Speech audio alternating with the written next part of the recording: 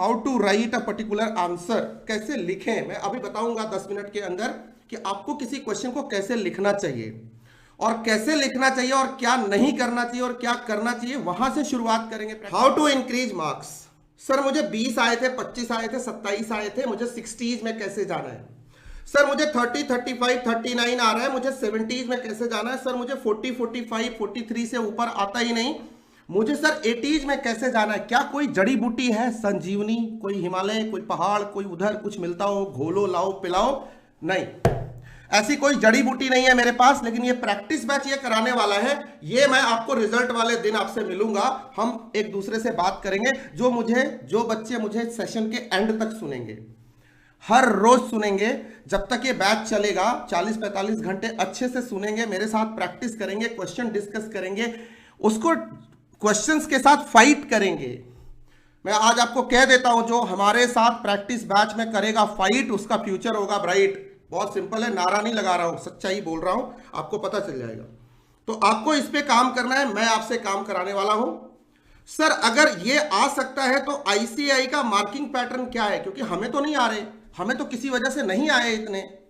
तो सर वो marking pattern भी मैं आपको 5 मिनट के अंदर दिखाने वाला हूं कि आईसीएआई का मार्किंग पैटर्न है क्या, और उसके हिसाब से हमें किसी भी क्वेश्चन के आंसर को लिखना कैसे चाहिए, सो दैट कि we can increase our marks. ये तीनों सवालों का जवाब मैं अभी 5 मिनट में आपको दूंगा। क्योंकि और अगर एक बार हमें मार्किंग पैटर्न पता चल जाएगी तो सर हमें क्वेश्चन को प्रेजेंट कैसे करना है, सर ये भी आपको मैं सिखाने वाला हूं।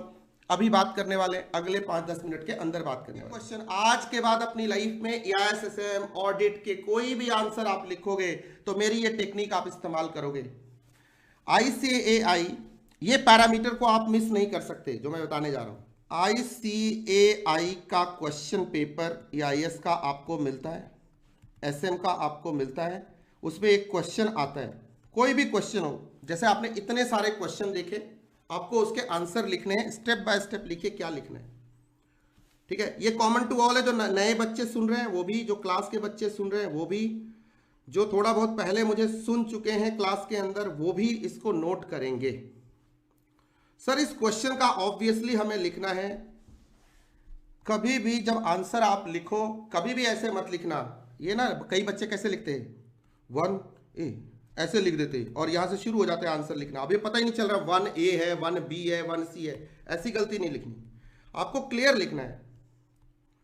Answer to question number 1A, clear लिखो, ऊपर हेडिंग बना के लिखो। नए क्वेश्चन को नए पेज से शुरू करो, ये बात क्योंकि मैं आप फॉलो कराने वाला हूं तो इसलिए अब आपको बता रहा हूं, ठीक है। नए क्वेश्चन को नए तरीके से लिखो। Answer to question number 1A सबसे पहले, देन राइट इंट्रोडक्शन, ठीक है। इंट्रोडक्शन ये मैं लिख देता हूं, स्टेप 1। अगर आपका क्वेश्चन सिंपल स्ट्रेट डिस्क्रिप्टिव नहीं है, कोई प्रैक्टिकल क्वेश्चन है, जिसमें एक स्टोरी होगी, XYZ लिमिटेड ऐसा करती है, ऐसा करती है, ऐसा करती है, वो एक बेस्ट इंडस्ट्री प्रैक्टिसेस को फॉलो करने के लिए कोई प्रोसेस ढूंढ रही है, कोई स्ट्रैटेजी बनाना चाहती है, बताओ कौन सी स्ट्रैटेजी उसको सूट करेगी, ऐसे ही क्वेश्चन आते हैं ना। क्वेश्चन नंबर 6, क्वेश्चन नंबर 7 का B या A, 8 का A, कुछ ऐसा आता है ना स्ट्रेटेजिक मैनेजमेंट के अंदर, स्टोरी वाले, केस वाले। जब केस वाला हो, प्रैक्टिकल हो, तो वहां स्टेप A थोड़ा चेंज हो जाएगा, वहां आप लिखोगे सिनॉप्सिस और इंट्रो और सिनॉप्सिस, ध्यान रखना, जिसके बेसिस पे आप अपना डिसीजन दोगे। स्टेप 1, सर ये आप लिख रहे हैं 1 मार्क्स के लिए, गेटिंग द पॉइंट, ये आपका लिखना जरूरी है। अभी कॉपी में आपने देखा, आप इसको नोट करेंगे, लाइफ में फॉलो करेंगे तो ही आपको सक्सेस मिलेगी। आई होप सब लोग लिख रहे हैं। सिनॉप्सिस लिखने के बाद, ये तो हो गया स्टेप नंबर 1, आप क्या करोगे, ध्यान से सुनना। इस क्वेश्चन को सपोर्ट करने के लिए आप अपना डिसीजन दोगे। सिनॉप्सिस के केस में डिसीजन होगा, इंट्रो के केस में डिसीजन नहीं होगा, कोई बात नहीं, स्टेप 1। अब आते हैं स्टेप 2 के ऊपर। आप क्या लिखोगे, पॉइंटर्स लिखोगे। पॉइंटर्स होते हैं ना, लिमिटेशन है, एडवांटेज है, फीचर्स है, या किसी का डिस्क्रिप्शन की डिटेल है, वो भी पॉइंटर्स में होते हैं, 5-6 टाइप्स हैं, कुछ भी है, डिफरेंशिएशन स्ट्रैटेजी है, कॉस्ट लीडरशिप स्ट्रैटेजी है, उसको 4-5 पॉइंट में आप एक्सप्लेन करते हो। ध्यान रखना, जहां भी पॉइंटर होंगे ना वो एज पर ICAI होंगे, ठीक है। ये एकदम ICAI के डिट्टो लगने चाहिए। अगर हमें बोला है कॉम्प्लेक्स इन्वायरमेंट तो कॉम्प्लेक्स इन्वायरमेंट ही लिखेंगे आप, यहां पे कॉम्प्रोमाइज नहीं। हाँ, इन्वायरमेंट इज कॉम्प्लेक्स लिखोगे तो नंबर नहीं कटेंगे, लेकिन लिखना वही है। Getting the point. अगर एक्टिव पैसिव कर दोगे तो कोई दिक्कत नहीं है। ध्यान से सुन लेना मेरी बात को, कहीं तुम भावनाओं में बह गए हो कि नहीं। मतलब ये इतनी बात समझ गए ना। आपने लिखा competition analysis is difficult, is complex, नहीं तो ठीक है लिख दो डिफिकल्ट है, कॉम्प्लेक्स है, चलेगा। एग्जामिनर को इंग्लिश आती है, डोंट वरी, चार्टर्ड अकाउंटेंट है, पढ़ा लिखा आदमी है, कोई दिक्कत वाली बात नहीं है। ओके सर, ये हो गया आपका स्टेप नंबर 2। बताता हूं, उसके बाद सर आपको स्टेप नंबर 3 पे आना है। सर इस पॉइंटर की आपको लिखनी पड़ेगी एक्सप्लेनेशन। अभी इनका वेटेज बताता हूं। एक्सप्लेनेशन इन ओन वर्ड्स आप लिख सकते हो, but in line with study mat. कई बच्चे पूछते हैं in line with study mat क्या होता है। स्टडी मैट में वही लिखा होता है जो सब्जेक्ट की लैंग्वेज होती है। से मुझे क्लाउड को डिफाइन करना है तो मैं बोलूंगा ना, क्लाउड एक सर्विस है, सर्विस प्रोवाइडर CSP होता है, एक एग्रीमेंट करता है जिसे हम SLA बोलते हैं। 3-4 टेक्निकल टर्म यूज कर दिए मैंने आपको। उन टेक्निकल टर्म्स को यूज करते हुए, टेक्निकल टर्म्स, अब आप क्लाउड की कोई अपनी ऐसी डेफिनेशन बनाओगे जो क्लाउड होता ही नहीं है तो वो ओन वर्ड्स नहीं कहलाता, वो गलत वर्ड्स कहलाता है, ठीक है। वो राम कहानी कहलाती है, वो गलत कॉन्सेप्ट कहलाता है। मतलब कॉन्सेप्चुअल लैंग्वेज में लिखना है, टेक्निकल टर्म्स अपने आप यूज होंगे अगर आप कॉन्सेप्ट को सीख के जा रहे हो तो। क्योंकि आपने भी SLA को SLA ही बोला होगा, आपने भी पॉजिटिव बैलेंस फाइल को PBF ही बोला होगा, आपने भी वर्चुअल मेमोरी में पेजिंग फाइल्स ही वर्ड यूज किया होगा, आपने भी प्रोएक्टिव एंड रिएक्टिव वर्ड ही पढ़ा होगा, competitive advantage and value creation ही होगा, आपकी भी प्राइमरी एंड सपोर्ट की एक्टिविटी ही होगी, आपको भी माइकल पॉटर ही जानता है। तो ये टर्म्स थोड़ी बदल जाएंगे यार। अगर आपको आती है तो आप टेक्निकल ही लिखोगे, नॉन टेक्निकल नहीं लिखता बंदा जब तक उसको, अगर उसको आती है तो, और प्रैक्टिस कर रखी है तो, और प्रैक्टिस से ये चीजें 100% पुख्ता होती है। ये हो गई आपकी स्टेप नंबर 3। अब स्टेप बाय स्टेप मार्किंग देख लो। देखो भाई, ये बॉडी टेक्स्ट लिखने के ना आपके पास मान लो एक 5 नंबर का क्वेश्चन है तो आपके पास मान के चलो 2 से 3 मार्क्स का क्वेश्चन है, जिसमें कि इसमें से 40% मार्क्स इसके हैं और 60% इसके हैं। मतलब मैं बात कर रहा हूं 2 या 3 नंबर जितना वेटेज होगा, डिपेंडिंग अपॉन द क्वेश्चन। तो इन दोनों के वेटेज है। मतलब पॉइंटर लिखने के आपको इसमें से 1.5 मार्क्स मिल जाए या 1 मार्क्स मिल जाए। एक्सप्लेनेशन लिखने के फर्दर 2 या 1.5 1.5 नंबर मिल जाए। तो अब ये बैलेंस देख लो, जो लोग सिर्फ पॉइंटर लिख के आते हैं उनको कितने मिलते हैं, 1 नंबर या खूब से खूब 1.5 नंबर। अभी कॉपी दिखाया ना, यही हुआ था ना, लाइव आपको दिखाया, लाइव आपको समझ में आ गया होगा क्या होता है और क्या नहीं होता है। गुड, रुक जाओ, अब और देखते हैं। अब ये हो गया सर आपका। उसके बाद मेरी बला से आपको अपने सवाल में एग्जाम्पल जरूर ऐड करना चाहिए, क्योंकि ये है स्टेप नंबर 4। इससे आप 10 से 15% मार्क्स इंक्रीज करवा लेते हो और एक्सप्लेनेशन में जो भी कमियां रहती हैं उसको, शॉर्टकमिंग्स को आप पूरा कर लेते हो। एग्जामिनर जब आपको 5 में से 4 देके सब कुछ करने के बाद भी भागने की कोशिश करता है या 3.5 देके निपटने की कोशिश करता है, एग्जाम्पल कहता है रुक जा पगले, रुलाएगा क्या, देता जा यार, इतने अच्छे अच्छे एग्जाम्पल लिखे हैं, तेरे को तो अब समझ में आ ही गया होगा। तो वो रुक जाता है और तुम्हें एडिशनल जो भी तुम्हारे को इधर 3.5 दे रहा था तो 4.5 दे के जाता है, 4 दे रहा होता है तो 5 दे के जाता है या 4.5 दे के जाता है। मजबूरी हो जाती है देना। उसके बाद अगर आप बात करो कोई प्रोएक्टिव रिएक्टिव की, बात करो एनसॉफ मैट्रिक्स की, बात करो BCG की, बात करो टॉस की, तो सर आपको मैट्रिक्स या किसी मॉडल की बात कर रहे हो तो मॉडल डायग्रामेटिक प्रेजेंटेशन आपको करना चाहिए जहां जरूरी हो, जहां ICI के मॉड्यूल में भी हो और जहां लॉजिकली बनता हो और जिसका नाम भी मैट्रिक्स या मॉडल हो, तो वहां मॉडल तो होना ही चाहिए। सर इसके एडिशनल आपको 20% के आसपास मार्क्स का गेन होता है। नाउ अब आपको समझ में आ गया एक आंसर में कितने कंपोनेंट होते हैं, किन किन चीजों को ध्यान में रख के स्टेप बाय स्टेप आपको प्रेजेंट करना है। तो आओ एक बार समरी कर देता हूं सर। स्टेप नंबर 1 आपको सर इंट्रो लिखना है या सिनॉप्सिस लिखना है, जिसके बेसिस पे आपको डिसीजन देना है, 1 नंबर यहां से पुख्ता। उसके बाद सर आपको आईसीआई के हिसाब से पॉइंटर लिखने हैं, टेक्निकल टर्म्स के साथ एक्सप्लेनेशन लिखनी है, स्टेप 2 और 3। सर स्टेप नंबर 4 डिमांड करता है एग्जाम्पल का, क्योंकि अगर आप सेफ रहना चाहते हो और एडिशनल मार्क्स लेना चाहते हो।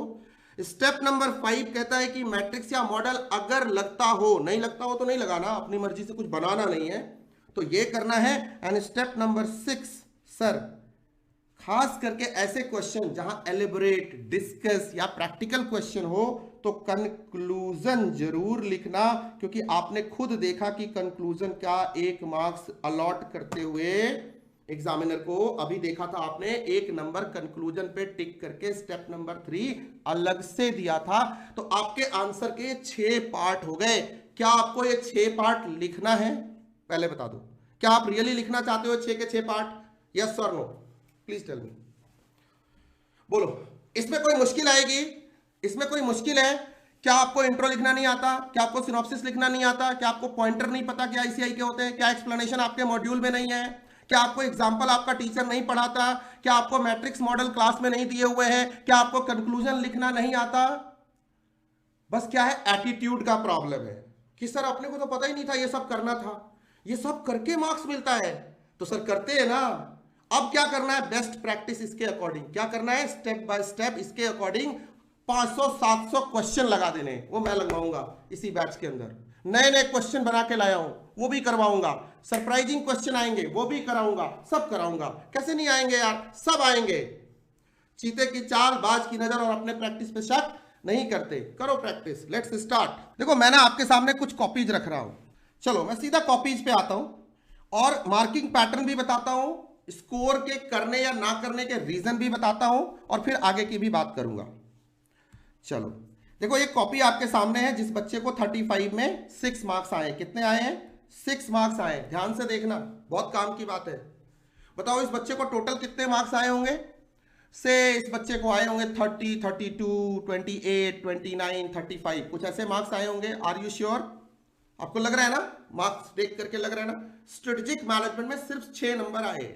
सर इससे पूछा गया था, एक कंपनी है अल्बेला फूड्स एंड उसकी स्ट्रैटेजी क्या होगी। ध्यान से सुनो, ये केस स्टडी थी, ये केस था, ये प्रैक्टिकल क्वेश्चन था कंपलसरी। क्वेश्चन नंबर 6 आप देख पा रहे हो स्क्रीन के ऊपर। और मैंने आपको क्या सिखाया है, कोई भी केस स्टडी कभी भी लिखो तो क्या लिखो, सिनॉप्सिस जरूर लिखो।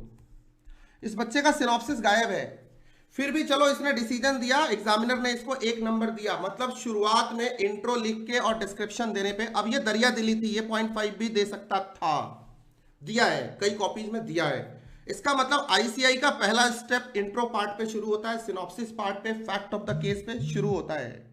जो बच्चे ये नहीं लिखते हैं अच्छे से, वहां पे वो मिस्टेक करते हैं। आगे दिखाऊंगा कैसे, रुको। प्रोएक्टिव को उसने समझाया, रिएक्टिव अप्रोच को उसने समझाया। यहां पे उसको 2 नंबर दिए, 5 नंबर का क्वेश्चन था, ठीक है ना। यहां पे कंक्लूजन लिखा, वेरी गुड, उसको 0.5 मार्क्स दिए। बताओ भाई कंक्लूजन के मार्क्स मिलते हैं क्या? सभी बताइएगा जरा, कंक्लूजन के मार्क्स मिलते हैं क्या? बोलिए। अब देखिए, अब जरा कॉपी देखिए आपके सामने, अभी दूध का दूध पानी का पानी। मतलब आपकी कॉपी के 3 पार्ट हो गए। सबसे पहला सिनॉप्सिस, इंट्रो, उसका conclusion, then body text, then conclusion, ठीक है ना।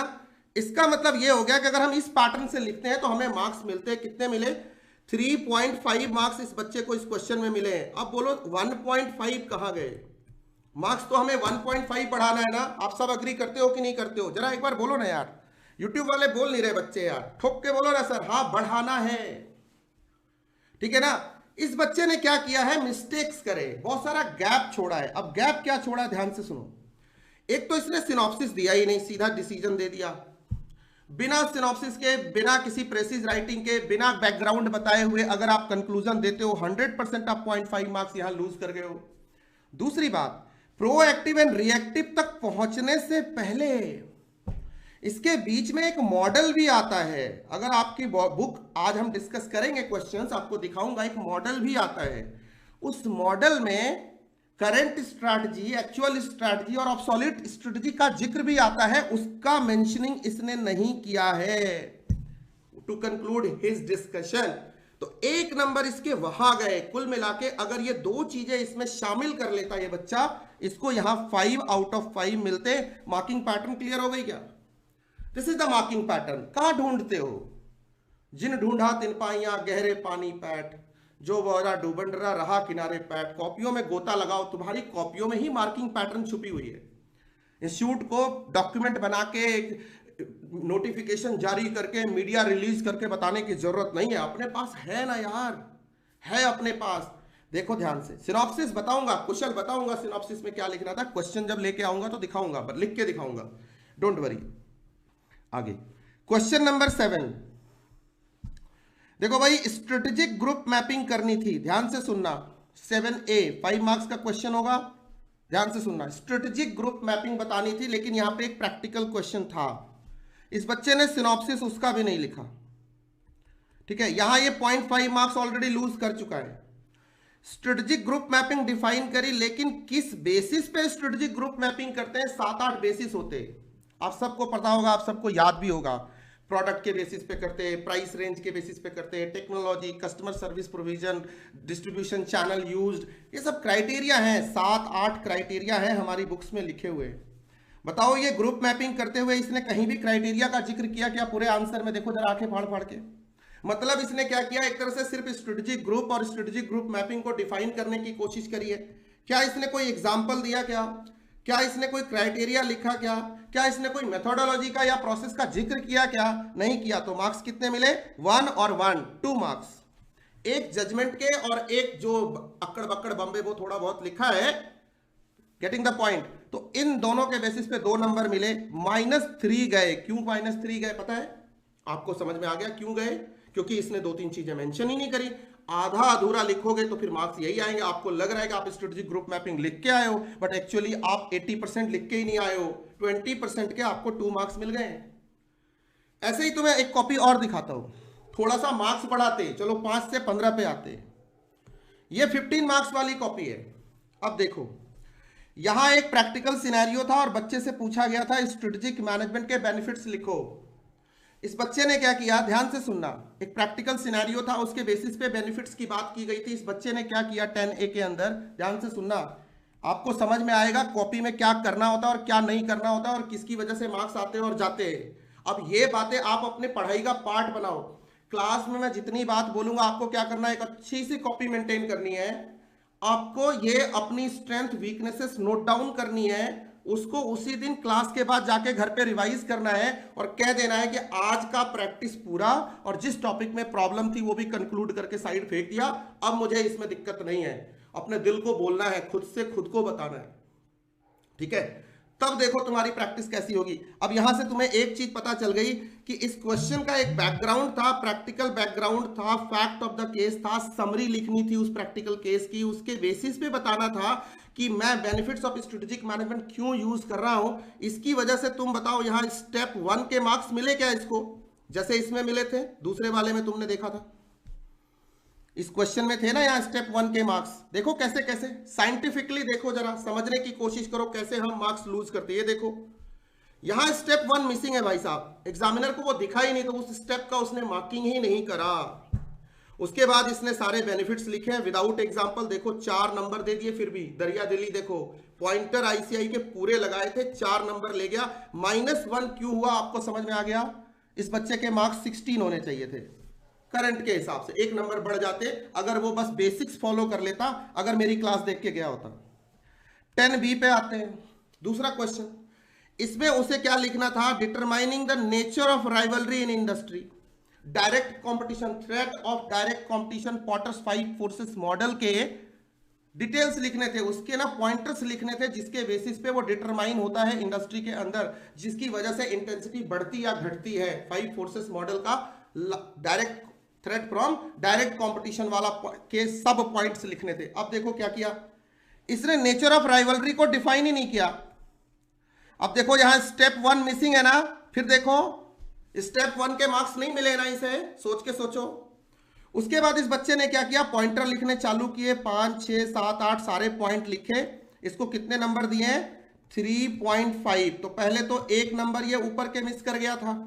और 0.5 आपको क्या लगता है एग्जामिनर ने क्यों नहीं दिए, क्योंकि ये इतना बड़ा प्रैक्टिकल क्वेश्चन, एक तरह से प्रैक्टिकल आंसर दे रहा था। Nature of competition, slow growth, कहीं भी कोई एग्जांपल का जिक्र ही नहीं है पूरे इसके डेफिनेशन और आर्टिकुलेशन के अंदर, प्रेजेंटेशन में कहीं एग्जांपल नाम की कोई चीज ही नहीं है।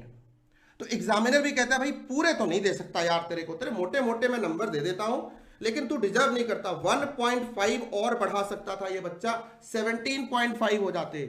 स्मॉल मिलाते जाओ, लार्ज बनाते जाओ। सर एनफ टाइम है इतना सब लिखने के लिए, मोर देन एनफ टाइम है, इसीलिए तो प्रैक्टिस बैच है। अब भाई ऐसा है ना, इतना सब क्या लिखना था, जो क्वेश्चन की रिक्वायरमेंट थी वही लिखना था कृष्णा। वो रिक्वायरमेंट है, वो लिखना ही पड़ेगा, रोक के लिखो या हंस के लिखो, गेटिंग द पॉइंट। अगर नहीं लिखा तो हमारा नुकसान, तेरा घाटा, मेरा कुछ नहीं जाता। कॉपी चेकर तो ऐसे ही बोलेगा, उसको स्टेप 1 के लिए कुछ मिला ही नहीं, उसने मार्किंग नहीं करी, 1 मार्क्स वही माइनस कर दिया, गेटिंग द पॉइंट। सर ये देखो, एक और लास्ट कॉपी देख लेते हैं और उसके बाद सर कंक्लूड कर देते हैं। ये आपको जवाब दे रहा हूं, उसके बाद बताऊंगा क्या, कितना, कैसे, किस फॉर्मेट में लिखना है। Will start discussion. चलिए अब सर एक कॉपी है, उसको 11 नंबर आए। चलो अब ये एकदम इस अटेम्प्ट का है, ठीक है। इसका क्वेश्चन भी आपको दिखा देता हूं, जरा वेट करो। The TOWS matrix is a tool for generating strategic options और चॉइसेस, ठीक है। Do you agree with this statement, how it can help a strategist in decision making. मतलब आपसे ये पूछा जा रहा है, टॉस मैट्रिक्स स्वॉट नहीं है साहब। स्वॉट एक क्रिटिकल एनालिसिस है, जबकि टॉस मैट्रिक्स एक सॉल्यूशन मैट्रिक्स है। भाई ये ना बहुत सारे स्ट्रेटेजिक चॉइसेस बना के प्रेजेंट करके आपको स्ट्रेटजी देता है।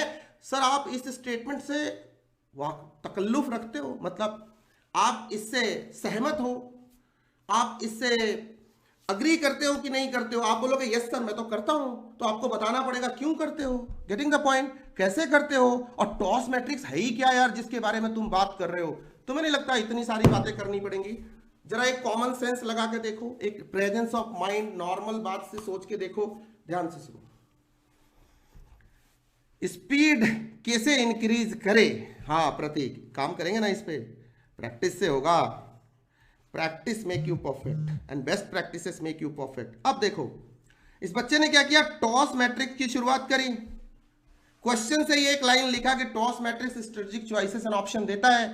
टॉस मैट्रिक्स किसने दिया, टॉस मैट्रिक्स क्या करता है, उसका मॉडल कैसा होता है, क्या ये मॉडल सही बनाया है, बोलो जरा। क्या इसमें मिनिमम मैक्सिमम कहीं है, क्या इसमें इंटरनल एक्सटर्नल कहीं है, क्या ये सो वो एसटी वेस्टी से कोई बात बनेगी, जरा मुझे बताओ ये क्या है, ये कोई मैट्रिक्स है। तो सर यहाँ पे 0.5 या 1 मार्क्स तो इसको देख के ही चिड़के माइनस कर दिया होगा उसने। नहीं है साहब, ये रहा आपके आंखों के सामने। क्या टॉस का जिक्र है, टॉस को एक्सप्लेन किया, हिंज वेहरीज का नाम आया, कहीं भी जिक्र आया उसका, मतलब उसकी पोस्टर बनाने के लिए उसका नाम थोड़ी दिया था, उसका लगाने के लिए एग्जाम में लिखने के लिए दिया था आपको आईसीआई ने। और हम तो क्लास में सबसे पहले शुरू ही यहां से करते हैं कि टॉस हिंज वेहरीज ने दिया, उसका मॉडल है, उसने सजेस्ट किया। क्यों किया, क्योंकि स्वॉट मैट्रिक्स में कुछ शॉर्टकमिंग्स थी। शॉर्टकमिंग क्या थी ये बताते हैं, फिर उसके रीजन देते हैं और फिर आपको टॉस की स्ट्रेंथ बताते हैं। अब इसने SOST सबको जिक्र किया। आप जरा अपना मॉड्यूल निकाल के देखो, वहां लिखा है क्या, aggressive strategy, competitive strategy, defensive strategy, ये सब स्ट्रैटेजी लिखी हुई है क्या वहां पे। क्या यहाँ पे आपने बताया उसको क्या स्ट्रैटेजिक चॉइसेस होंगे, स्ट्रैटेजी का नाम लिया आपने, नहीं लिया साहब, भूल गए सर। सर देखो उसने क्या किया, लास्ट में एक जेनरिक मार्किंग करके आपको 2 नंबर पकड़ा दिया। बोला ठीक है कुछ कुछ लिखा है, स्टेप तो वो भूल ही गया, कुछ कुछ लिखा है। चलो यार टॉस का जिक्र किया है, 0.5 दे दिया जहां उसको 1 देना था। पूरा बॉडी टेक्स्ट और कंक्लूजन पे उसको 4 नंबर देने थे, 3+1 देने थे, वहां उसने क्या कर दिया 1.5 एक जनरल मार्किंग कर दी, जो कि टोटली आपका कोई 5 का 1.5 कितना 20-25% नंबर आपको पकड़ा दिया उसने, 30% नंबर पकड़ा दिया। उसने बोला ठीक है यार इतने से खुश रहे, जा सिमरन जी ले अपनी जिंदगी। तो सर ये है हमारे राइटिंग में शॉर्टकमिंग, हम कंटेंट पूरा नहीं रखते। सर एग्जाम टाइम में याद नहीं आता, हाँ अब ये है ना, याद क्यों नहीं आता, इसीलिए कुछ तो सोचा होगा ना, नहीं तो प्रैक्टिस बैच यार कोई सोच समझ के ही लॉन्च किया होगा।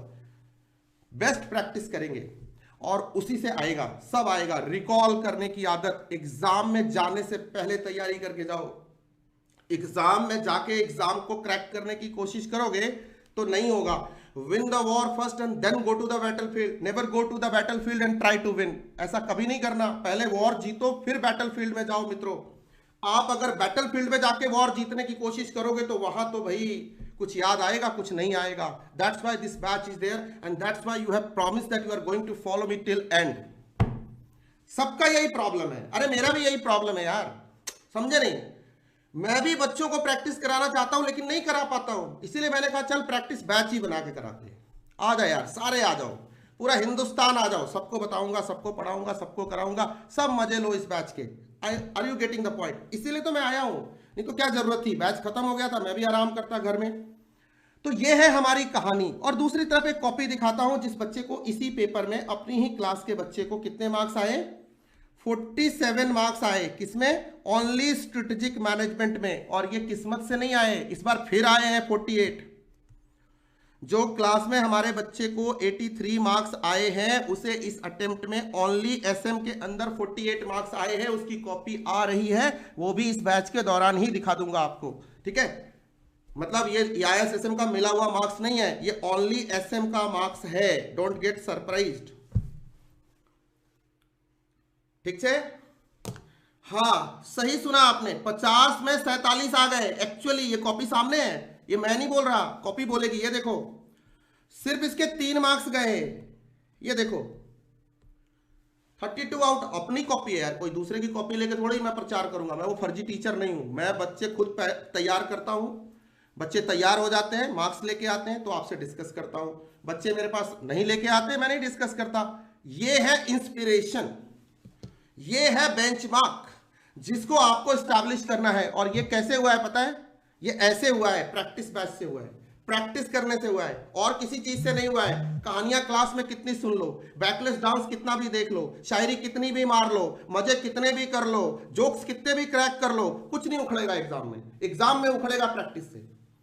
ये तुम अपने सीनियर से पूछ लेना, अपने बड़े भाई लोगों से पूछ लेना, अपनी फैमिली में चार्टर्ड अकाउंटेंट होंगे उनसे पूछ लेना, वो बोलेंगे नहीं वो बंदा सही कह रहा था, खरी की खरी सच की सच बोल रहा था, ठीक है? तो मैं इस पे बिलीव करता हूं। कॉपी पे बात करते, कॉपी शेयर कर दूंगा।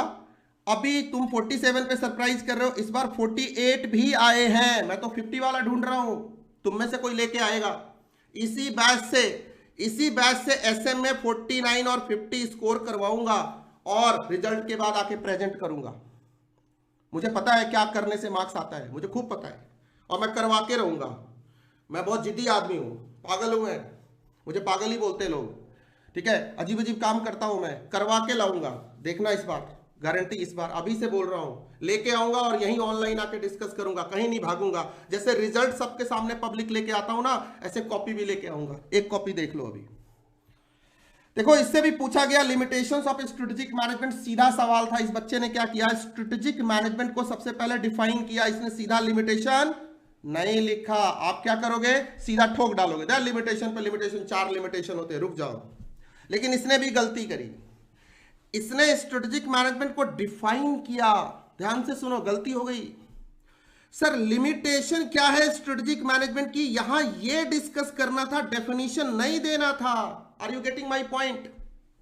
बात समझ में आ गई क्या आपको? आपको ये बात समझ में आई क्या जो मैं कहने की कोशिश कर रहा हूं? स्ट्रेटेजिक मैनेजमेंट की लिमिटेशन के पीछे का लॉजिक क्या है? क्योंकि इन्वायरमेंटल चेंजेज है, कंपटीशन है, ये सब बहुत टफ होते हैं। एक एग्जांपल से समझाने की कोशिश करता तो ज्यादा अच्छा रहता। तो स्टेप नंबर 1 में 0 नहीं मिलते, 1 मिल जाते। बाकी इसने लिखा, टॉपिक लिखा, हेडर लिखा, एक्सप्लेनेशन लिखा, बहुत अच्छा लिखा, टॉपिक लिखा, एक्सप्लेनेशन अलग अलग लाइन में लिखा, प्रेजेंटेशन बहुत शानदार है, टाइम कंज्यूमिंग प्रोसेस को डिटेल में डिफाइन किया, कंपटीशन एनालिसिस को लिखा। यहां ठीक लिखा तो उसने 4 नंबर दिए, लेकिन -1 क्यों हुआ पता है आपको? नहीं तो इसकी कॉपी में कितने मार्क्स होते हैं? मैं बहुत लालची हूं, 48 होते। देखो इसमें भी 1 नंबर निकाल लिया मैंने। Getting the point? 48 होते इसको। 3 नंबर कहां गए? मैंने उससे यही पूछा था, जब उसकी कॉपी आई थी मैंने पूछा था, भाई प्रदीप ये 3 नंबर कितने गए? बोला सर क्या करूं सर, 3 नंबर नहीं आए। मैंने कहा कोई बात नहीं, अब तो खुश हो जा, अब तो तू फाइन, अब तो सीए भी बन गया वो, इस बार सीए भी बन गया एकदम एक ही अटेम्प्ट में, फर्स्ट ही अटेम्प्ट में मार के निकाल दिया बोथ ग्रुप। ठीक है, रैंक नहीं आई लेकिन वो सीए बन गया एक ही अटेम्प्ट में। चलो, तो इस तरह से हम बात करने वाले। देखो उसने पूछा गया कॉम्पिटिटिव लैंडस्केप और उसके स्टेप्स बताओ। ये देखो उसने कॉम्पिटिटिव लैंडस्केप डिफाइन किया, इंट्रो दिया, स्टेप नंबर 1 मार्क्स दिए ना। प्रेजेंटेशन सीख रहे हो ना, क्या लिखना है कि आईसीआई आपको पूरे नंबर देगा। लैंडस्केप लिखा, उसके स्टेप्स बताए। देखो कॉम्पिटिटिव इंटेलिजेंस के लिए जरूरी होता है वर्ड भी लिखा इसने। आप लोग लिखते हो क्या? मैं बार बार चिल्ला चिल्ला के बोलता हूं कि बेटा इस टॉपिक के अंदर ये वाली टर्मिनोलॉजी जरूर लिखनी है। बोलता हूं ना, बहुत गले फाड़ फाड़ के बोलता हूं, बेटा ये वाली जरूर लिखनी है। Are you getting my point? Sir हम लिखते नहीं, कई बार मिस कर जाते हैं। एग्जामिनर देखा, वाओ परफेक्ट लिखा है इसने, अपनी लैंग्वेज में लिखा है। ऐसा नहीं है कि मॉड्यूल से छाप दिया है, ऐसा नहीं है ए मॉड्यूल रखा और टक टक टक टक टक टक टक टक लगे हुए हैं, ऐसा नहीं है। अपने लैंग्वेज में लिखा है, लेकिन टेक्निकल बातें सारी लिखी हैं, पूरे मार्क्स मिले हैं। पॉइंटर आईसीआई के लगाए हैं और देखो पूरा लिखा। इस क्वेश्चन में से कितने मार्क्स मिलेंगे? मिल जाने चाहिए पूरे के पूरे 5, क्योंकि यहां इसने कोई गलती नहीं करी थी। और एक चीज और, कॉम्पिटिटिव लैंडस्केप में क्वेश्चंस होते हैं, ये देखो ज्यादातर बच्चे ये छोड़ के आते हैं, how to deal with competition के ये क्वेश्चंस। देखो इसने सारे मेंशन किए हैं। राइटिंग भी नहीं, राइटिंग थोड़ी गंदी भी होगी तो चलेगी। फैक्ट एंड फिगर, एग्जामिनर की निगाहें बड़ी तेज होती हैं, कॉपियां देख देख के वो सेट हो चुका होता है। वो फैक्ट एंड फिगर ढूंढ लेता है, टेक्निकल टर्म्स ढूंढ लेता है, पॉइंटर ढूंढ लेता है। आपको ज्यादा दिल पे नहीं लेना, थोड़ी बहुत राइटिंग ऊंच नीच हो तो चलती है, हाँ बहुत ज्यादा हो तो we have to work on that, rest is all right, वो कर लेंगे हम। उसका भी तरीका बताऊंगा कि राइटिंग को कैसे साफ करें, कैसे बेहतरीन लिखें, कैसे अपनी थोड़ी सी उल्टी पुल्टी राइटिंग को भी परफेक्ट कर दे कि एग्जामिनर को सब साफ साफ दिख जाए। उसकी भी टेक्निक आपको कॉपीज के थ्रू सिखाऊंगा, एग्जाम्पल सामने रख के सिखाऊंगा, ज्यादा समझ में आएगा। अब देखो इसको पूरे मिले, मतलब एक 10 नंबर के क्वेश्चन में इसे 9 नंबर मिले और 1 नंबर कहां गए आपको पता है। तो हमें सब पता है, अब हमें काम करना पड़ेगा। अगर हम काम करेंगे तो हमको जाना पड़ेगा, ऐसा बोलने की जरूरत नहीं है। हमारा अटेम्प्ट निकलेगा, आगे बढ़ेंगे। अब काम पे चलते। क्या आप इससे मार्क्स इंक्रीज कर सकते हो? अब आपको लग रहा है, आपने देखी ना कॉपी, मैंने मार्क्स इंक्रीज करने का तरीका लगाया ना, आपको बताया ना आपको कि कैसे मार्क्स इंक्रीज किए जा सकते हैं। बेटा ये ना हर चीज डेटा है, डेटा में ही सब राज छुपा है। ये राज बड़ा है गहरा, है ना, लफ्जों का रंग सुनहरा, ये बड़े मतलब मस्त वाली बात है। उस डेटा में ही सारा राज है, उसको एनालाइज करो ना, तुमको अपने कमियां अपनी अच्छाइयां सब पता चल जाएंगी। स्वॉट बनाओ, स्वॉट, और रोज काम करो। सक्सेस इज योर्स, तुम्हारे पैर पे गिर गिर के सक्सेस नाचेगी। Let me tell you very frankly, yes. ICI का मार्किंग पैटर्न सर एक्सपोज हो गया। लोग बोलते हैं कागज दिखाओ कागज दिखाओ, अरे काहे क्यों दिखाना है? अरे इतने सारे मार्किंग करके आईसीआई पब्लिक में डाल देता है, बच्चों के पास आती है, वो प्रूफ है ना। कैसे प्रेजेंट करना है आईसीआई मार्किंग पैटर्न के हिसाब से? 6 स्टेप में, कभी 5, कभी 6, कभी 4। क्वेश्चन को मेरे साथ डिस्कस करें, कॉपी में नोट ले, और जहां जहां जिस क्वेश्चन में जिस टॉपिक में दिक्कत हो बाजू में लिखे, स्वॉट साथ साथ बनाइए, एक कॉपी लेके बैठिए अपने साथ, और जहां जहां दिक्कत हो उसको नोटिंग करते चलिए। ये वाला एरिया मेरा वीक है, ये स्ट्रांग है। जो स्ट्रांग है उसको फिल्टर आउट करो, जो वीक है उसको रिवीजन टारगेट पे रखो इमीडिएटली, और मुश्किल कॉन्सेप्ट को पहले निपटाओ, आसान वाला तो फिर हो जाएगा। चलो नॉर्मल से शुरू करते हैं, अच्छे से क्वेश्चन से शुरू करते हैं। चैप्टर 1 और 3 strategic management, introduction to management and strategic management process. एक ही सिक्के के 2 पहलू हैं। आपकी जानकारी के लिए बता दूं कि नए कोर्स में जो प्रपोज्ड है आईसीआई की तरफ से, आईसीआई ने इन दोनों चैप्टर को मर्ज करके चैप्टर नंबर 1 ऑलरेडी बना दिया है, और मैं तो कम से कम 5 साल से ऐसे ही पढ़ा रहा हूं, क्योंकि है ही एक chapter.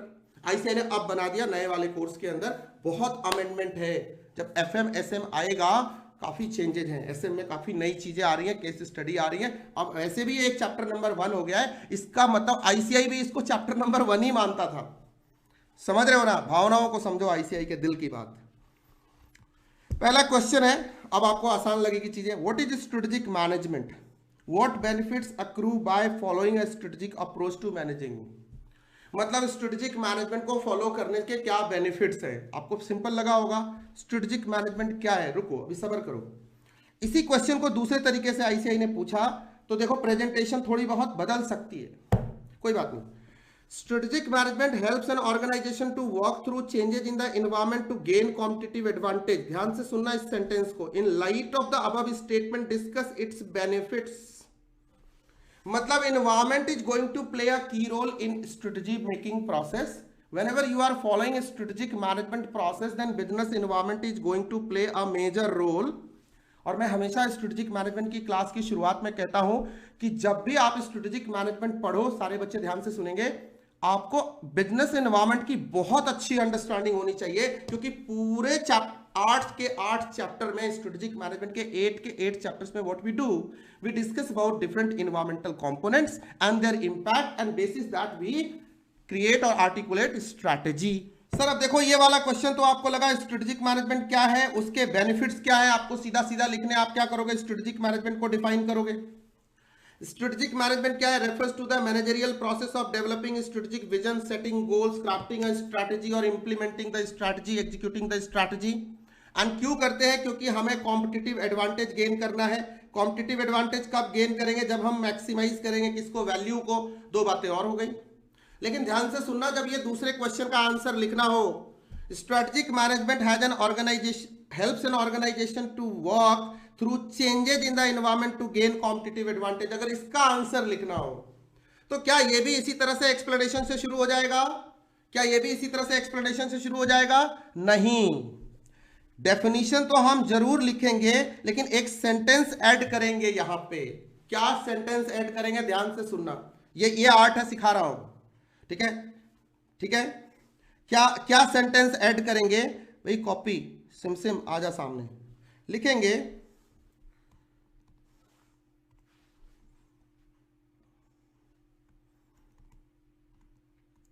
Strategic management process is meant to formulate a good strategy. एक लाइन जोड़नी है आपको, देखो वो ट्विस्ट है, उसको जस्टिफाई करना होगा, उसके बगैर आप आगे नहीं जा सकते। अगर आगे जा रहे हो तो कुछ ब्लंडर कर रहे हो आप, ये आपको समझना है। It process is meant to formulate a good strategy to gain competitive advantage. मैं थोड़े से शॉर्ट में लिख रहा हूं, आप इतने से शॉर्ट में नहीं लिखोगे, आप कॉम्पिटिटिव एडवांटेज पूरा लिखोगे, ऐसे डॉट डॉट लगा के नहीं लिखोगे, ठीक है। However changes in business environment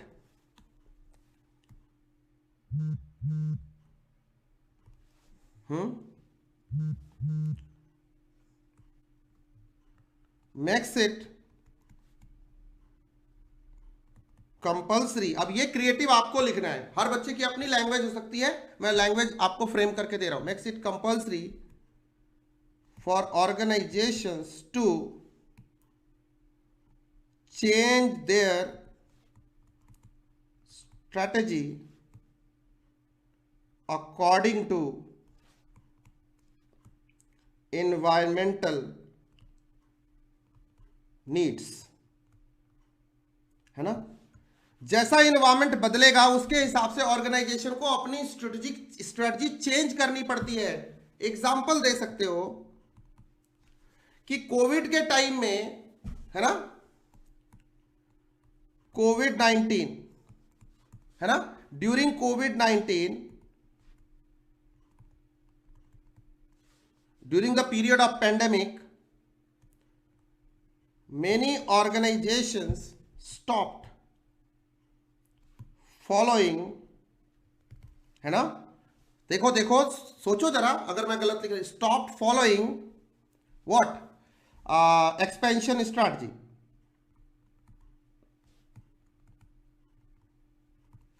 ये लिमिटेशन थी ना, environmental changes are limitation for any organisation, right.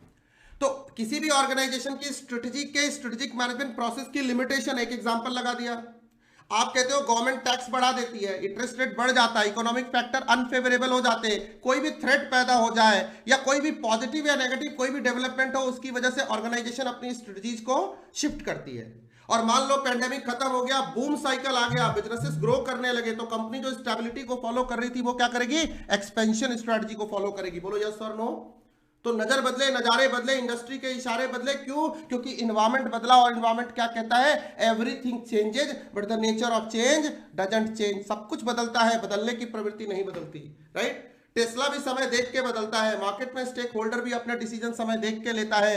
एक रिपोर्ट आ जाती है यूएसए में और अडानी के शेयर 400 करोड़ गिर जाते हैं। क्या अडानी ने अपनी स्ट्रेटजी बदली सर? आज स्टॉक मार्केट में उसके शेयर क्या थोड़े से ऊपर गए? थोड़े से ऊपर गए ना। आज गेन किया है ना उन्होंने 5-7% का। जो 20-25% डाउन चले गए थे, आज 5-7% का गेन किया है। I was watching stock market movement since morning today. So what is it? This is very simple. This is called as environmental impact on strategy, because every organization has a limit. Every strategy has certain limitations. Now you can justify this answer and you can go through this process. अब आप आ जाओ वापस, ठीक है ना। अब आप normal लिखना शुरू करो। अब आप नॉर्मल लिखो। ये पैराग्राफ कंपलसरी हो गया इस वाले क्वेश्चन में, इसमें नहीं था। ये बात क्या सबको जमी? बोलो एक बार यार, क्या ये वैल्यू क्रिएशन हुआ? रुक जाओ। हाँ, हिंडनबर्ग, कौन सा? हिंडनबर्ग रिपोर्ट, 413 पेज की रिपोर्ट ने पूरे दुनिया को हिला के रख दिया। नंबर 3 को नंबर 7 पे, नंबर 8 पे लाके पटक दिया। Getting the point? 1 2 3 दिन के अंदर ऐसा हो गया। तो ये क्या है, स्ट्रैटेजी देखते देखते कहीं से कहीं पहुंच जाती है। एक बार सब लोग बोलो जरा, ये बात जमी? चले इसी तरह से ऐसे ही इंटरप्रिटेशन एनालिसिस के साथ क्वेश्चन करेंगे, आपकी डेप्थ अंडरस्टैंडिंग होगी। उसके बाद हम क्या लिखेंगे? Objectives of strategic management. क्या क्या है? कॉम्पिटिटिव एडवांटेज गेन करना, और क्या है? चेंज इन द एनवायरमेंट को डील करना। प्रैक्टिकल क्वेश्चन भी देखने वाले हैं, इसलिए अब जल्दी जल्दी निकलूंगा। उसके बाद आप बेनिफिट्स ऑफ स्ट्रेटेजिक मैनेजमेंट लिखो। प्रोएक्टिव है, टर्बुलेंट एंड अनसर्टेन एनवायरमेंट है, उसको डील करता है, क्योंकि ऑब्जेक्टिव यही थे ना, चेंजेज इन द एनवायरमेंट के साथ डील करना और कॉम्पिटिटिव एडवांटेज गेन करना। अब accordingly we are going to discuss the benefits. Now it has become straight and conclusion is required. ये लिखने में आपको कोई दिक्कत नहीं है बॉस, ठीक है। आपके पास क्रैश कोर्स भी दे दिया है ना प्रैक्टिस बैच वाले बच्चों को। आप आराम से अपना क्रैश कोर्स देखो और देख देख के लेक्चर मेरे साथ देखो, आपका पूरा होएगा, डोंट वरी। और जो एडिशनल वीडियो की रिक्वायरमेंट होगी, EISSM ऐप जिंदाबाद, मैं आपको देता रहूंगा। ओके, अब कंक्लूजन देखो जरा, क्योंकि मैंने ऊपर के पर्सपेक्टिव से कंक्लूजन करना है। कंक्लूजन देखो, जो बातें अभी करी है। Above are the reasons why companies like Dell, Alibaba, Microsoft, Tata, Reliance, Tesla, P&G, Unilever, जितने कंपनियों के नाम ले सकते हो ले लो यार। किसी ने रोका है क्या स्ट्रेटेजिक मैनेजमेंट में बड़े बड़े कॉर्पोरेट ऑर्गेनाइजेशंस के नाम लेने से, एंटरप्राइजेस के नाम लेने से? किसी ने रोका? लो ना। Continuously gain strategic success by building core competencies and competitive advantage, which ultimately improves the aging of the organization. ये बेनिफिट है ना। लगा होता है और अपने ऑर्गेनाइजेशन को स्ट्रेटेजिक मैनेजमेंट प्रोसेस के थ्रू आगे बढ़ाते हैं, उनको कॉम्पिटिटिव एडवांटेज मिलता है। और जब मैंने बोला इंप्रूव्स एजिंग, इसी को बोलते हैं सस्टेनेबिलिटी, सस्टेनेबल कॉम्पिटिटिव एडवांटेज। क्या बात समझ में आई या ऊपर से गई? नहीं गई ना? यस।